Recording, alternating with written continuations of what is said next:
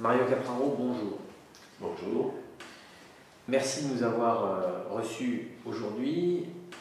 Vos romans sont une source d'inspiration. En effet, vous avez une technique de travail qui ressemble à celle d'un enquêteur.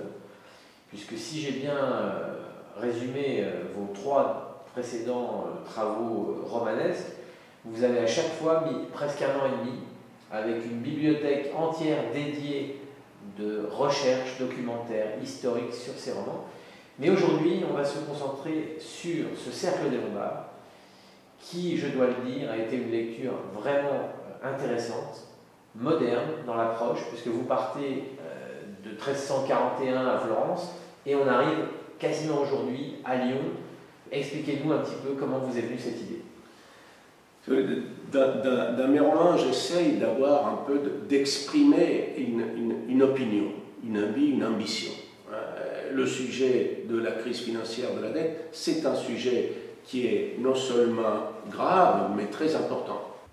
Première chose que j'ai fait, j'ai dû rechercher dans les temps passés des événements qui ont amené des crises financières. Et il se trouve qu'à Florence, en 1346, au XIVe siècle, il y a eu une crise financière très importante provoquée par Édouard III, roi d'Angleterre, mais aussi par le roi français, qui ne voulait pas et ne pouvait pas rembourser les énormes dettes publiques qu'ils avaient contractées auprès de 2 banquiers.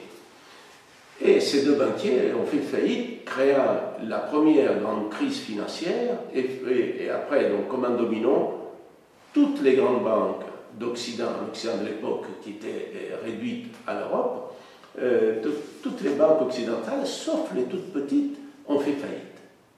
L'Italie du Quattrocento, c'est-à-dire du XIVe siècle, du XVe siècle, c'était à la pointe de l'économie, à la pointe de la culture, à la pointe de l'architecture, de toute une série d'éléments qui ont donné la suprématie de l'Occident. Mais il se trouve qu'à l'époque, l'Italie était un ensemble de petits États indépendants, différents, et c'est cet ensemble de petits États n'a pas pu résister aux grandes nations naissantes, qui étaient par exemple la France et puis l'Empire germanique. Ce parallèle entre la situation des États de la péninsule, l'Italie n'existait pas encore à l'époque selon la dénomination que nous donnons aujourd'hui, et ce parallèle-là par rapport à la situation de l'Europe aujourd'hui à 27 m'a interpellé, sachant qu'à l'époque, cet ensemble des États ont périclité. Sur la monnaie et les banquiers, on sait que la monnaie repose depuis Charlemagne sur l'argent en tant que métal précieux, mais est-ce que vous pouvez nous dire, avec ce rayonnement florentin de la Renaissance, qu'est-ce qui caractérisait la richesse de Florence par rapport aux autres féodalités à l'époque? Je ne suis pas un historien. J'adore l'histoire, mais j'écris des fictions. Ce qui me donne parfois une certaine liberté, donc je ne réécris pas l'histoire, mais j'écris des histoires plausibles en partant de l'histoire. Bien, Florence, à l'époque, il y avait un premier problème de monnaie. Vous savez, la monnaie, c'était véritablement la monnaie, il y a des pièces de métal. Ces pièces de métal, je ne vais pas refaire l'historique, avaient deux grands défauts. Premier défaut, comme chaque coin, chaque pays battait sa monnaie, lorsqu'on allait d'un pays à l'autre, il fallait changer cette monnaie. D'où la naissance de ce métier de changeur qui étaient les ancêtres des banquiers.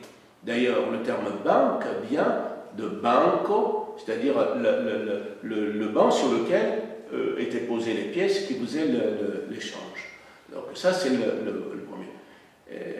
2 grands défauts de ces pièces de monnaie. Le premier, c'est que la pénurie de métal faisait qu'on ne pouvait pas battre monnaie comme on le voulait. Donc cela limitait le nombre de pièces de monnaie qu'on pouvait faire. Deuxième difficulté, c'est que pour payer d'un bout à l'autre de l'Europe, il fallait transporter des chariots entiers de métal, avec tous les risques que cela comportait, notamment les risques d'être attaqués. Par ailleurs, les gens, ils ont pris l'habitude de déposer ces monnaies auprès de changeurs de banquiers, parce qu'ils préféraient le risque de faillite du banquier au risque quasi certain d'être attaqué par des bandits et donc d'être dépouillé de ces monnaies. Il ne peut pas y avoir de développement culturel, artistique, sans développement économique. Ce sont les banquiers à l'époque qui ont permis tous ces grands projets architecturaux, de peinture, voilà. Donc un rôle très important. Et de musique, parce que c'est également... Et de musique. À l'époque, l'Église a une position très radicale sur l'interdiction du prêt à intérêt. Est-ce que vous pouvez nous dire pourquoi l'Église interdit en Italie le prêt à intérêt? La pratique du prêt nécessaire pour un développement économique de l'époque du prêt à intérêt était condamnée par l'Église catholique. Dans son évangile, Saint Luc avait écrit « Prêtez-vous l'un l'autre sans rien demander en retour ». Et comme c'était une parole d'évangile, elle a fait loi. À cette époque, il y avait la culture qu'on ne gagne de l'argent que par du travail, au même titre qu'on enfantera dans la douleur.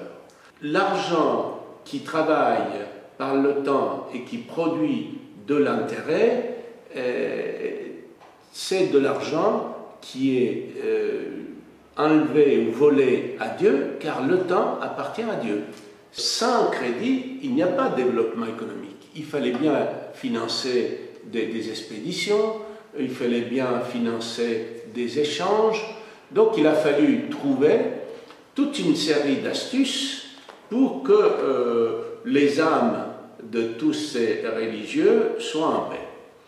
Et il y a toute une série d'éléments qui ont été trouvés, notamment le fait qu'on prêtait qu'il était normal de rémunérer un prêt remboursé un an après, alors qu'il avait été prêté pour une semaine. Donc c'était des petits montages. Ouais. Mais il y a aussi le remboursement d'un travail fait, parce que lorsqu'on prête à quelqu'un, il y a du travail, il y a des écritures, un certain nombre de choses, donc on rémunère. Et il y a même un pape, il me semble que c'est Clément VI, l'antipape d'Avignon, qu'on appelait, à l'époque il y avait deux papes, qui lui avait remboursé un prêt de 500 florins, auquel il avait rajouté un don de 15 florins. Mais un don. Donc toutes les astuces étaient permises. Et puis c'est en France, à la Révolution française, qui a permis les prêts à intérêt et la création de banques. On revient à un thème qui nous est cher, c'est le secret.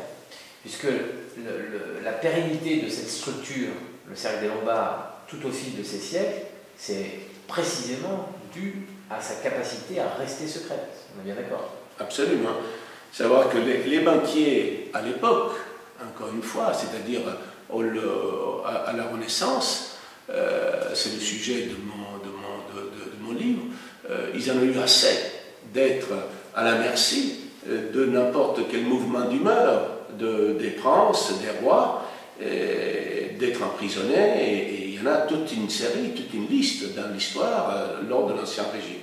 Ils en avaient assez donc de faire les frais de tous ces mouvements d'humeur, entre guillemets, et ils ont créé une société secrète,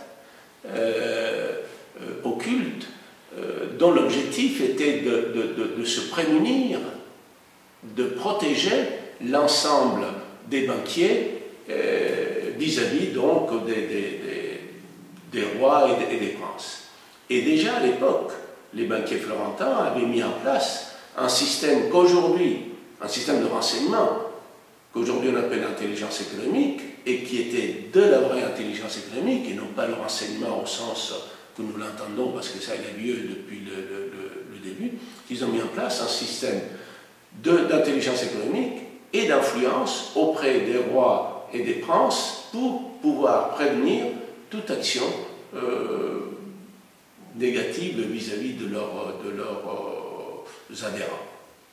C'est-à-dire qu'en fait, encore une fois, Florence est au cœur de l'histoire, puisque 2 siècles plus tôt, c'était Machiavel, qui nous a donné ce magnifique Le Prince, dans lequel il y a des recettes de gouvernance. Et donc, 2 siècles plus tard, après Machiavel, on est en train de nous parler d'une manière de se comporter qui fait aujourd'hui la une des journaux, puisque l'intelligence économique, qui est très mal comprise d'ailleurs, puisque je pense à l'affaire Renault, mais elle est au cœur de tout un ensemble d'articles d'une nouvelle façon de penser. Donc c'est véritablement une prémonition quelque part qui nous vient de ce courant florentin. L'intelligence économique d'aujourd'hui par rapport à celle mise en avant par les banquiers florentins, ce qu'elle a de plus, c'est tout ce qui est Internet et tout ce qui est système d'information. Cette rapidité qu'à cette époque n'existait pas. L'écrit et l'oral se déplaçaient à la même vitesse. Et d'ailleurs, par exemple, les banquiers florentins, ils avaient mis en place une entreprise de transport d'informations, ça s'appelait la Scarcelle, qui était capable, par exemple, de faire parvenir en 15 jours une information d'Avignon jusqu'à Florence.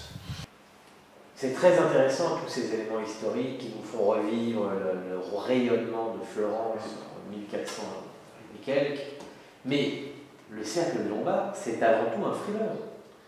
C'est un thriller et il a tous les ingrédients du thriller, c'est-à-dire une intrigue, des rebondissements, des crimes, des assassinats, des morts. Il y a 3 banquiers qui meurent, il y a des Chinois qui arrivent, comme dans la réalité aujourd'hui, pour venir nous aider, nous financer.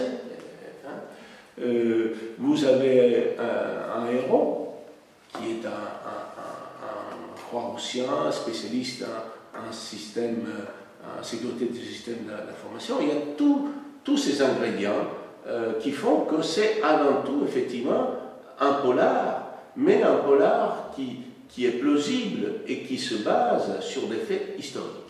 Finalement, est-ce que vous pensez, en votre âme et conscience, que ce cercle des Lombards, il a peut-être existé? C'est difficile. Je ne vais pas dévoiler le contenu de mon intrigue, c'est évident. Mais toute chose plausible est probablement quelque chose qui existait. Maintenant, cette existence aujourd'hui, quels en seraient les intérêts? Parce que si au départ, ce cercle des Lombards avait comme objectif de protéger les banquiers vis-à-vis des rois et des princes, et de se protéger même physiquement, aujourd'hui, si ce cercle existait, son objectif, c'était bien entendu de se protéger, mais ils sont tellement peu puissants qu'ils n'ont plus de se protéger, peut-être son objectif serait de coordonner toute leur stratégie de pouvoir financier vis-à-vis des États. Donc si j'ai décrypté ce que vous m'avez dit, quelque part Enzo Cappa, c'est un petit peu quand même Mario Capraro. Et si on essaie d'ouvrir, même si le cercle des Lombards est vraiment sujet d'intérêt aujourd'hui, mais est-ce qu'on va retrouver Enzo Cappa ailleurs, dans un autre sujet, bientôt? Je ne sais pas, pourquoi pas.